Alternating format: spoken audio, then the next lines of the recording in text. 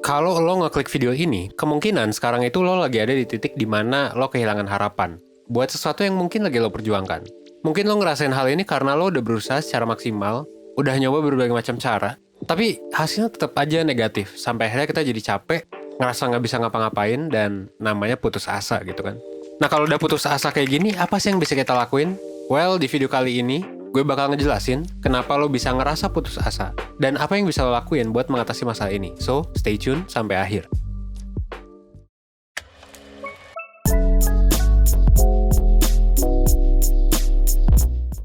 Di kehidupan ini sebenarnya ada banyak situasi yang bisa bikin kita ngerasa putus asa dan gak bisa ngapa-ngapain.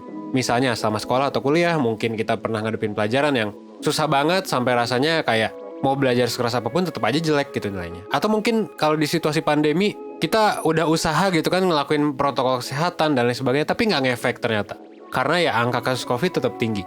Nah kalau lo ada di situasi kayak gini, gue ngerti sih, pasti rasanya nggak enak banget gitu kan. Soalnya mungkin di satu sisi lo masih pengen apapun yang selama ini lo usahain, itu bisa berhasil gitu. Tapi di sisi lain lo juga udah ngerasa capek gitu buat berusaha dan kayak kalau ngapa-ngapain juga gagal juga gitu kan. Nah tapi kalau saran gue sih tenang dulu ya. Kenapa? Karena kondisi kayak gini sebenarnya bisa diatasin kok. Cuma sebelumnya kita perlu kenalan dulu sama satu konsep psikologi yang sebenarnya kalau menurut gue bisa ngejelasin masalah ini. Namanya adalah learned helplessness. Learned helplessness adalah perasaan pasrah atau nggak berdaya yang kemunculannya dipicu sama kejadian buruk yang pada akhirnya seolah-olah kagak bisa kita kontrol dan kita alami ya secara berulang gitu. Nah, learned helplessness ini bisa nimbulin berbagai macam masalah. Kenapa? Karena ya ini bisa ngebuat pandangan kita tuh negatif banget gitu, suram banget terhadap dunia, terhadap masa depan. Dan kayak ini bisa menimbulkan perasaan negatif kayak frustrasi, stres gitu kan. Bahkan kalau udah berlebihan ya bisa jadi depresi gitu. Dan learned helplessness ini bisa jadi lingkaran setan yang sulit banget buat diatasin. Kenapa? Karena ini bikin kita ngerasa nggak punya kontrol. Jadinya kita nggak mau berusaha atau nyoba lagi. Akhirnya apa? Akhirnya ketika kita ada masalah yang perlu diatasi atau tujuan yang mau dicapai, kita jadi nggak ngapa-ngapain. Nah kalau udah kayak gini ya, peluang buat lo buat gagal gitu ya, itu bisa jadi ya makin gede. Dan lo pun jadi semakin yakin kalau lo memang ya nggak berdaya juga gitu. Nah kenapa sih ini bisa terjadi? Well, ya salah satu hal yang bisa bikin orang mengalami masalah ini adalah kejadian yang buruk sih. Kejadian yang bikin stres atau mungkin bahkan kejadian traumatis yang berulang-ulang terus gitu. Dan tapi perlu diperhatiin kalau semua kejadian berulang itu nggak bikin seseorang bisa mengalami learned helplessness. Karena ada ya berbagai faktor lain, tapi biasanya memang yang berulang. Nah salah satu faktor yang bisa bikin lo learned helplessness atau enggak adalah explanatory style. Jadi ketika orang explanatory style pesimis gitu ya, itu dia bakal mikir kalau suatu kejadian buruk itu terjadi karena faktor dirinya. Karena dia yang bodoh, karena dia yang gak mampu, karena dia yang goblok gitu kan. Itu orang yang punya explanatory style yang pesimis bakal ngerasa kayak gitu. Dan itu dia bakal cenderung lebih mudah buat mengalami learned helplessness. Tapi kebalikannya, kalau misalnya lo pola pikirnya diubah gak kayak gitu, itu bisa bikin lo jadi tahan banting menghadapi berbagai macam masalah dan gak mengalami learned helplessness. Contohnya, kalau misalnya lo nyari bantuan profesional kayak psikolog, biasanya masalah pola pikirnya dirubah lewat terapi. Kalau yang gue baca itu lewat cognitive behavioral therapy, CBT gitu. Nah, jadi di sana tuh kita diajak buat ngeganti pola pikir negatif dengan pikiran yang lebih optimis dan rasional, gitu kan? Karena tadi kan pesimis ya. Nah, selain terapi, lo juga bisa usaha sendiri nih buat ngeberhentiin si explanatory style-nya yang pesimis dan ngembangin yang lebih optimis. Nah, tapi ada 3 hal yang perlu lo lakuin. Pertama, lo mesti sadar bahwa nggak semua sesuatu itu salah lo, gitu ya. Nggak 100% disebabkan sama diri lo sendiri. Di baliknya pasti ada banyak pengaruh lain, gitu ya, yang mungkin belum lo sadari. Dan yang kedua adalah coba buat paham kalau keadaan buruk yang lo alami itu bukan sesuatu yang permanen, tapi bisa diubah. Gitu. Mungkin nggak bisa diubah 100% gitu ya, tapi ya perlahan-lahan bisa. Kalaupun nggak bisa diubah ya at least mindset kita bisa diubah kan, gitu, terhadap suatu hal itu. Dan terakhir, lo juga bisa paham kalau keburukan atau kesalahan yang lo lakuin itu cuma salah satu aspek doang. Dan ini nggak ngebuat lo jadi jelek sepenuhnya gitu kan. Nah, ini sebenarnya bukanlah sesuatu yang mudah untuk dilakuin. Apalagi explanatory style yang pesimis ini mungkin udah kita punya dari kecil misalnya. Udah kebiasaan ibaratnya, udah bertahun-tahun.